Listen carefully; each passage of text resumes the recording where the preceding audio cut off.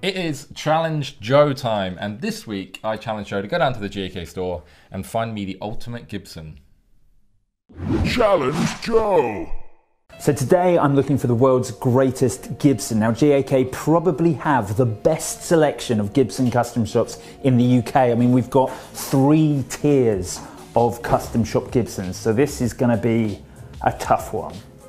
And 2018 was the height of CITES issues for guitar companies. No one could import or export Rosewood, no one really knew what to do. And Gibson were the first people to get on it with this limited run of Richlight necked Les Pauls. They were affordable, they were satin finished, they were super cool, they had this gorgeous binding, these P90s. They're an absolutely great player's guitar, and they're a reasonable price for a Les Paul that can go right up into the sort of £6,000 market. This is a great guitar.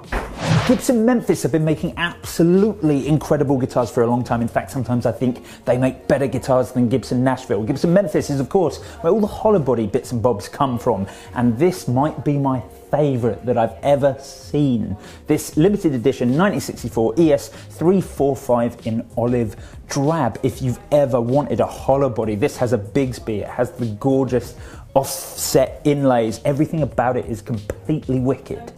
In 2016, Gibson put out this incredible range of limited edition ES 275s, and they were absolutely brilliant. It's the perfect jazz body guitar. It's not too big, it's not too small, it's just super cool.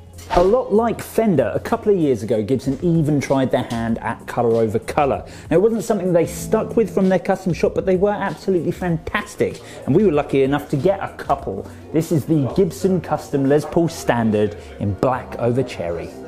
So this was the hardest Challenge Joe I think we've had to do, mainly because I think the Gibson Custom Shop are producing some of the best guitars in the world at the moment, and we've got so many of them, so it's super hard. I think... and plus you were like a massive Gibson fan. Yeah, exactly. And I was trying to work out whether I made a personal choice or whether I chose like what it probably is the ultimate Gibson. Because I think if it was a personal choice, I'd be probably looking at something from Gibson Memphis. I probably would look at like one of those 275s or a 175 or like an L1, like anything like that. But I decided to choose what I think is the most quintessential, the ultimate Gibson. Like, you could not be happier if you bought it. It's definitely worth every penny, and it is everything that a rock and roll Gibson guitar should be. I chose a Gibson Custom Shop 1959 Les Paul Standard.